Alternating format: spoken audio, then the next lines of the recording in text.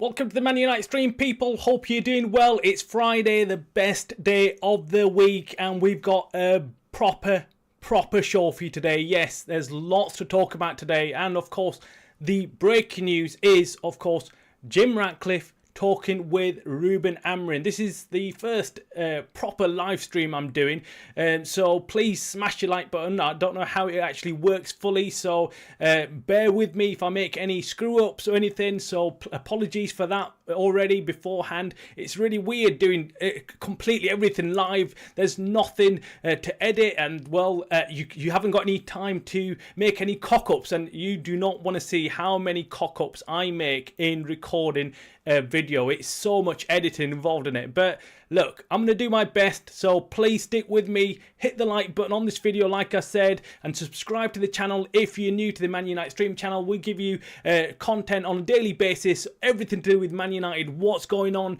at United, how they're playing, analysis and everything else, and fan comments and things like that. So please go ahead and subscribe if you haven't already. So let's jump straight into today's show, and it's all to do with Jim Ratcliffe flying in to see Ruben Amorim. Now, it's not really just to see Ruben Amorim. We heard that this was a pre-scheduled meeting that he was going to have a long time before he was going to actually this whole thing with Ruben Amorim. So look, I've got to say it like it is. Ruben Amorim is on thin ice. He's on thin ice, and we know this. We know this from obviously his performances, his win rate, what's been going on recently. And do I think he can survive? Look, I genuinely think he can survive. I think he can do well. The only issue I have with Ruben Amorim is whether he can turn things around quick enough. The problem we have is we haven't got enough games. This year we haven't got anything apart from going into the Premier League. We've only got the Premier League games. We haven't got Europa League. We've been knocked out of the Carabao Cup. We haven't got any other real competition to be going after. So he hasn't got much games to mess around in. He's only got the Premier League games, and they're high pressure games. He has to win every single one, and his teams have to perform. That's why I think he's going to struggle this year, because he's not going to get any time to tinker with the team and play with a different selection of players and formation. He has to pick his very best, and he has to go out there and make sure that they win every single game, which is near impossible in the current state that we're playing in. Currently, we're awful. I mean, there's no sugarcoating that. We are not playing well enough, and we're going to go into most games and struggle if we carry on playing the way we are. Yes, the stats show otherwise. Yes, the stats show that we're doing pretty well, and we're creating lots of chances and things like that. But look, I'm going to be honest with you. I don't think we're finishing off the chances, and because of that, I can't see United going on and doing any better. I can't see United doing any better going forward. So that's my issue. My issue is that I want United to kind of start finishing off their chances, which they're not doing. And that's the only issue I have. I want United to start finishing off chances and just start playing better football and become a difficult team to beat. Right now, we're a team that it's very, very easy to play against. Absolutely. We haven't got a core midfield, and because of that we are so weak in the middle of the pitch. That's my issue. Drop your comments below on what you think is going on at United. I've been asking all the fans to drop their comments below and let me know, because it's interesting to find out from fans what they think about the current state of Man United. There's some fans genuinely who are very positive. They still feel United have got a very good team. They're playing really well, and they're going to do well. And look, I get that as well. I'm at times I'm positive as well. I look at United and I think, actually, do you know what? They can turn this around. They can actually play a decent game here. They can actually start playing well. But what doesn't fill me with confidence is the manager's stubbornness. You know, I mean, Ruben Amorim is stubborn. We've heard this from sporting fans, and that's the biggest problem we've got. We've got Ruben Amorim saying, I'm not going to change my way. I'm going to stick to the way I'm playing, and that's it. And that's not really what you want to hear from your manager when the team's not performing well out on the pitch. You want him to say, look, I'm going to go back to the drawing board. I'm going to see what I can tinker with, see what I can work with. Yes, we're struggling. Yes, we're losing games. 3-0 defeat in the derby against a Man City team that really hasn't played well this season. And look, we should be at least competing 1-1 with them. It shouldn't have been a 3-0 defeat. That's all I'm saying. I'm not being ultra negative. I just want Ruben Amorim to survive. That's my take on it. I want Ruben Amorim to start doing well. I don't really want him to get the sack, and I don't want us to go back to square one again, because it's going to be another season we're going to write off. And then what? Then we're going to go back to square one again, and it just starts all over again. I think Ruben Amorim's got the core basics to be a really good manager. I think he is strict with the players. He expects a lot from them. He's actually not getting a lot out of the players right now. That's the only issue. Now, coming back to the title of the show, Jim Ratcliffe apparently sat down with Ruben Amorim yesterday and had frank talks about what's going on, how things are at United, and his managing style.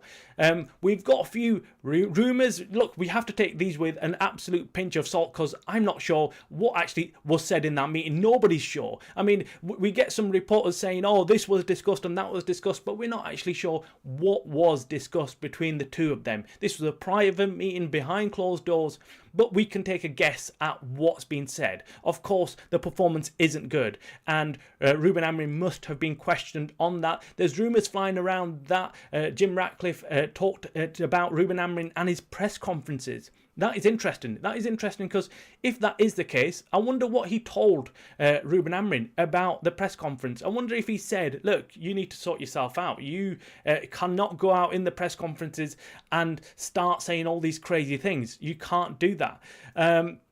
If that is the case, that's interesting, because I'd like to know, if Ruben Amorim's going to take that on board, and if he's going to say, actually, sorry, boss, I will go out in the press conferences and behave myself. I will not start making digs at the own, because he was essentially when he comes out and says it's either me, sack me, or 22 players. I'm gonna, you can sack me, Essentially, that's what he's saying to the board, and that doesn't sound too professional. It doesn't sound good either. It doesn't fill the fans with confidence either. You want a manager to say, I'm gonna stick it out thick and thin. I'm gonna stay here and I'm gonna fight for this club. You don't want him to be saying, oh, sack me then. If things aren't going right, sack me. That's not what you want to hear from your manager. Now, hopefully these talks have given Ruben Amorim a boost. I'm hoping that once he's heard from Sir Jim Ratcliffe that, look, you're our man and we're going to stick with you. You need to turn things around, and we trust in you. Then Ruben Amorim might start changing things. Who knows? It might even be that Sir Jim Ratcliffe spoke to him, Ruben Amorim, and said, look, you need to change your ways. You can't be this stubborn. You need to factor in that we're playing in the Premier League, so 3 at the back might not be working. Try something else. This is the last chance. These are the last few games that you've got to prove yourself. Chelsea is not an easy game to be going into when you are fighting for your job and your survival. So Ruben Amorim has to do something. Look, drop your comments below on what you think about Ruben Amorim and changing his formation. He keeps saying, we've actually heard that in this meeting, again, this is all hearsay, this is all rumours, but we've actually heard that Ruben Amorim told Jim Ratcliffe that his formation isn't the problem, that his tactics are not the problem, and that he's going to stick with them. Again, we don't know what was said in the meeting.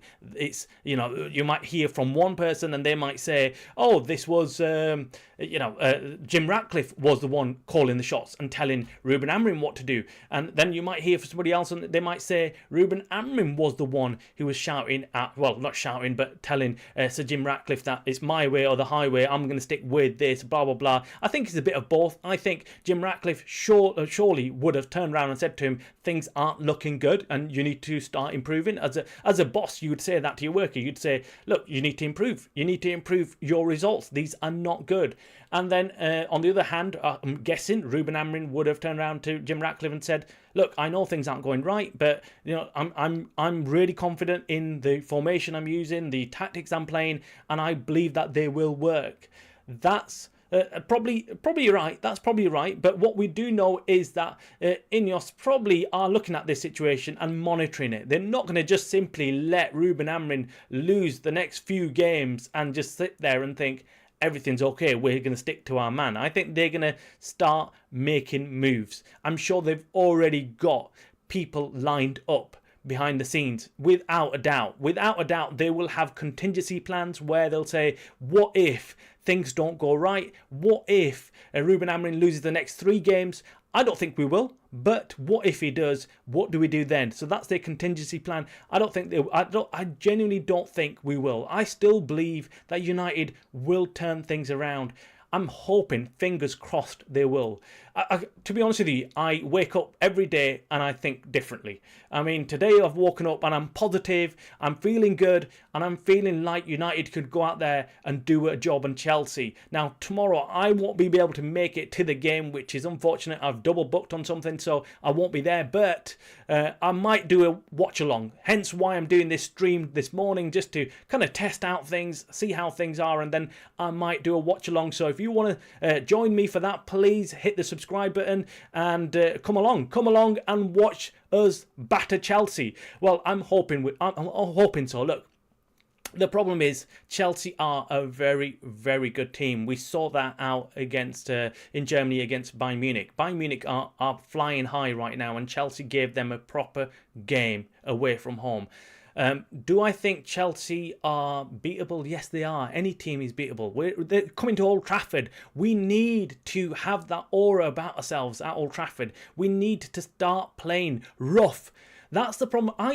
I'm an old school kind of player. I enjoy getting stuck in. I enjoy just chopping players off. If they're doing well against you and they're causing trouble, you need to do whatever it takes to take them out. I'm a bit of a Roy Keane type of fan. Yeah, okay, I love the way Roy Keane looks at games and he says it like it is. And I'm the same.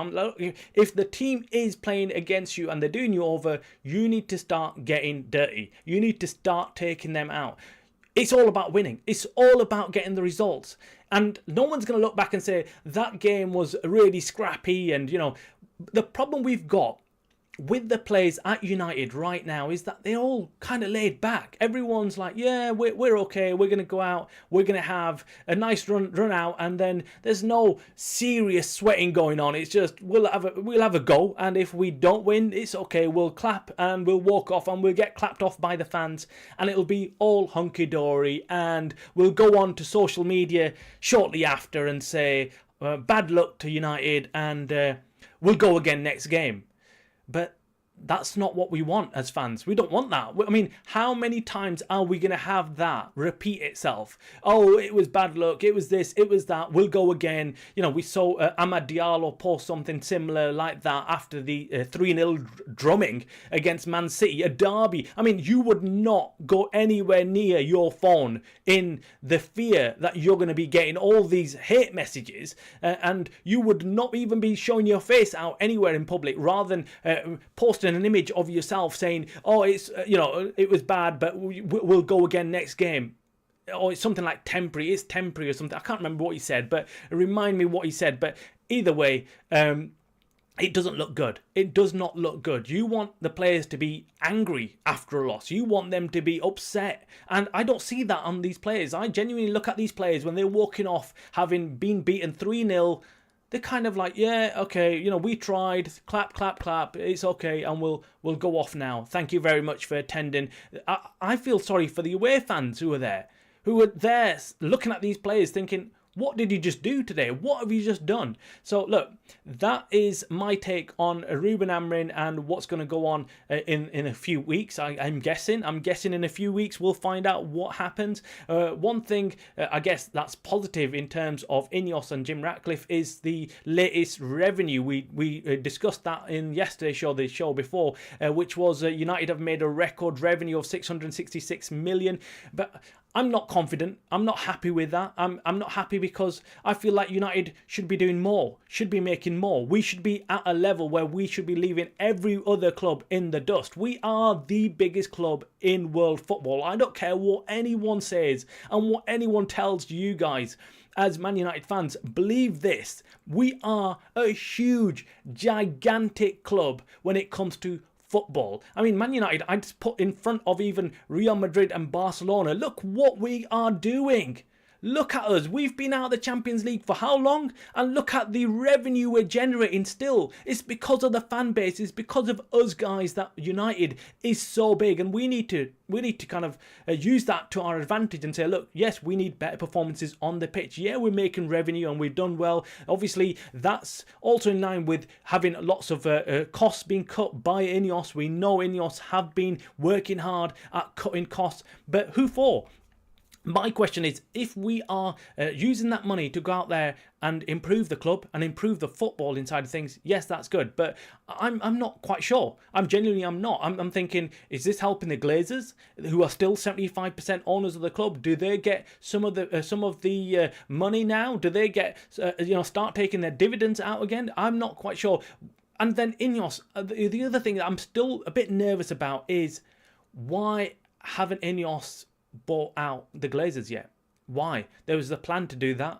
Someone please explain to me why INEOS are still 25% owners right now. Why haven't they gone and said, right, okay, this is the deadline. You said, you want it out. So here you go. Here's your money. Off you go. We want to take over the entire club. And then they can then dictate exactly where United are going, what they're doing, what they're spending on, and their future projection of the club. Right now, you've got a partner in the Glazers who don't really care what's going on with the club, don't really care what the future holds for United. All they want is to get their money every year. They want dividends. They want money taken out of the club slowly but surely. That's all they care about. So why would you want a partner like that? That's why I'm asking Sir Jim Ratcliffe. Why would you want a partner who doesn't give a shit about the club? Doesn't care about the club. All they care about is themselves and making money. And as far as Man United go, they don't really care. They don't really care what happens on the pitch. They do start caring when there's fans protesting and stuff. And then they're like, all right, okay, we'll go and sign one player here and there. But other than that, they're not really in touch with what's going on at United in the football in terms of things. So again, these are big question marks for me. When it comes to Man United making huge amounts of revenue, record revenue, number one, who benefits from that? And number two, why were we told United were not going to make record revenue? Why were we told that United haven't got any money? Why were we told that there's huge PSR issues and we can't go out and buy anybody? And now, obviously, all fans were expecting the worst. We were talking about Calvert-Lewin signing as a striker for Man United. We were looking at other players around the league thinking we can't afford anybody. And we bought a few players in Kuna and Mbumo. Decent signings, but again, why didn't Man United go out there?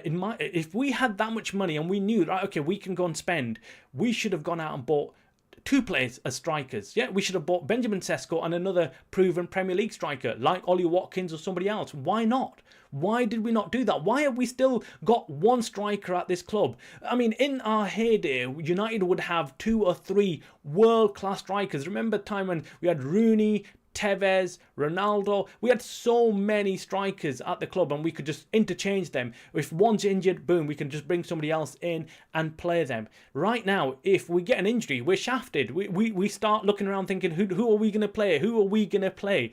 That's my issue with not having a couple of players come in this summer. If INEOS really wanted to invest in the club, if they really had their best interest at heart, they would have gone out there and at least brought in 5 or 6 world-class players that could actually make a difference to this United team. Right now, we're still all discussing, why haven't we got a midfield player? Oh, we've got issues in midfield. Bruno Fernandes goes off walking and blah, blah. Yes, because INEOS didn't go out there and spend the money. They should have bought somebody anybody would have done. Anybody decent would have done the job right now. And we haven't got that. We've got Ugarte, who's awful player. And then we've got Casemiro, who hasn't got the legs. He tries, but he can't really cover the pitch like us we need. We haven't got that. That is the revenue. Let's now jump into other news. Last night we had Champions League football. I miss Champions League football. I genuinely do. The music, the atmosphere, just the night games. It's just amazing. And I can't wait for United to go back in there. And that's my hope. I'm hoping United qualify for the Champions League. That's what I want. I want to be involved in these games, these kind of fixtures. And last night we saw Barcelona in action against who was it now? Barcelona against Newcastle. That's it. But I was watching so many games. I was watching Napoli and Man City as well. But Barcelona against Newcastle, brilliant game. And the star player was Marcus Rashford. Now, there's been lots all over social media about Marcus Rashford and what's going on there and what a player he was. And look, he scored an absolute crazy goal. Crazy goal. For the second goal, that was amazing. I mean, I jumped up screaming, saying, what a goal, what a goal. Look, we all knew Marcus Rashford on his day, when he's happy, is a very good player. We've never said he's not good. The problem is he was not good at United. He sulked, he didn't really care, didn't really work hard enough, and he's probably not going to get away with it at Barcelona. So you've got to factor these things in. Yes, there's some fans saying, oh, look, Marcus Rashford, what a player he is, and he could have replicated that at United. No, he couldn't have. He wasn't happy at United. Even he will tell you that he wasn't happy to be at United and he needed a change of scenery. Going off to Barcelona, I think around Barcelona, there's a different ethos. They don't carry any prisoners. They're not going to let you just kind of go out on a night out and then come back the next day and try to take a day off or not work hard enough in training. It does not work like that at Barcelona. They run a very tight ship, and they will make sure all the players know this.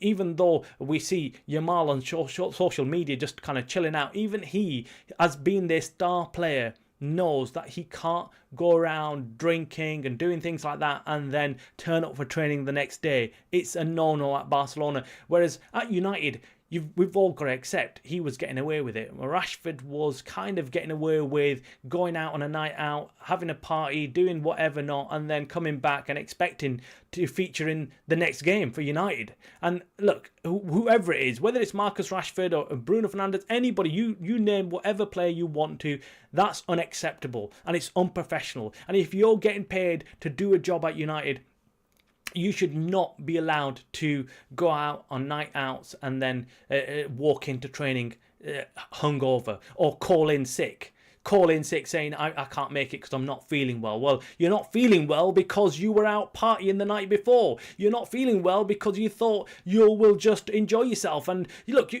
footballers have such a short career. Why would you do these kind of things? Yes, I get it. It's human nature. You want to enjoy your money and blah, blah, blah. But there have to be people around Marcus Rashford saying, look, you've got a career span of max probably 15 years, maybe 20 if you're lucky, if you're Ronaldo, maybe more, but you haven't got a long career span.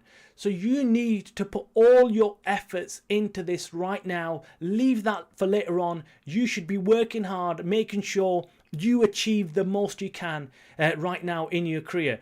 And I don't think anyone was telling Marcus Rashford that when he was at United, and that's my issue. I don't really blame Marcus Rashford as much as I blame the people around him. I think the people around him should have been talking to him more, giving him some more information about, look, sit down, relax, do not go out, forget about partying now. You're in the middle of your peak career right now. You're playing for Man United, one of the biggest clubs in the world. You need to kind of focus on that, but he didn't. And look, the rest is history. He's gone off. And look, it is still good. United players playing well out of, after leaving United is still a good thing, because that makes other clubs sit up and look at United players and think, oh shit, do you know what? If we buy from United, these players will still be good. So it increases the value of the current United players at the moment that we've got. So that's a positive. Now, let's move on to Chelsea game. Okay, so let's move on to the Chelsea game. Let's finish off today's show.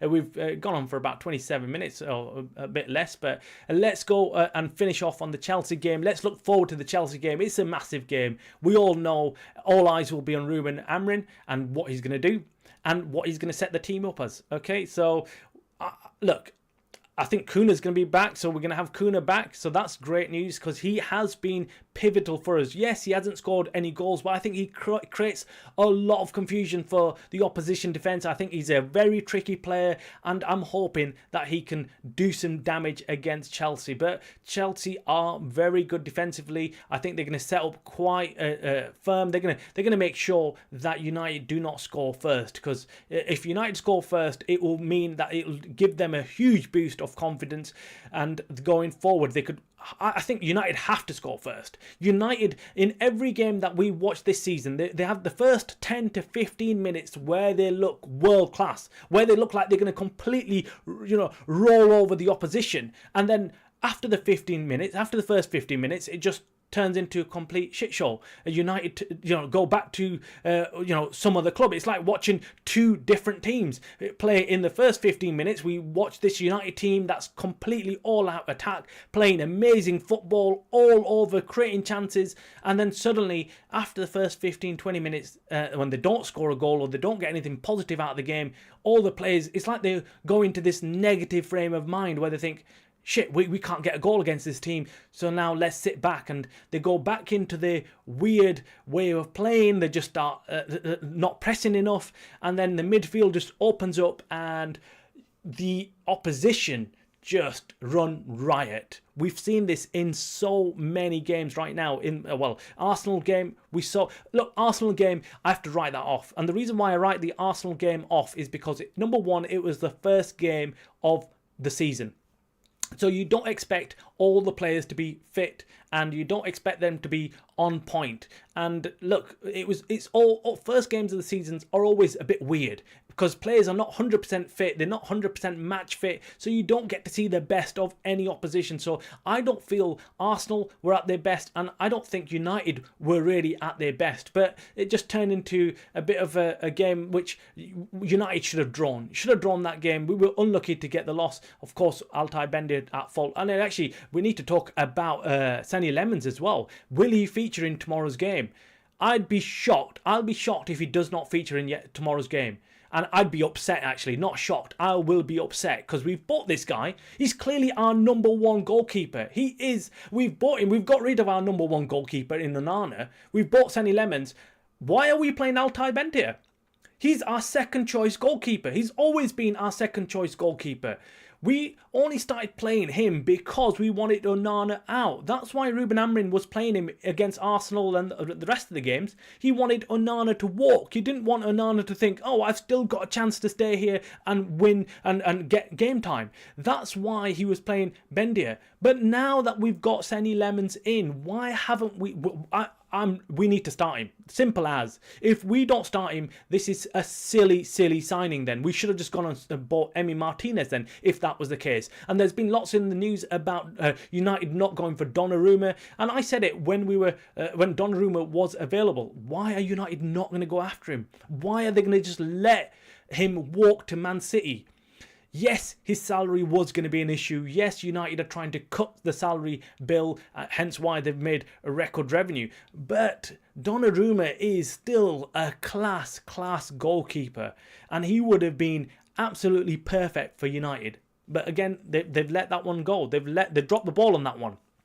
And they've gone for Sonny Lemons. Obviously, they could have gone for Emi Martinez. But Emi Martinez, we know he is on a trajectory downwards rather than upwards in his career. So Sonny Lemons, yes, it made sense to go for someone young, someone with potential, someone who can go out there and, become a better goalkeeper than he already is.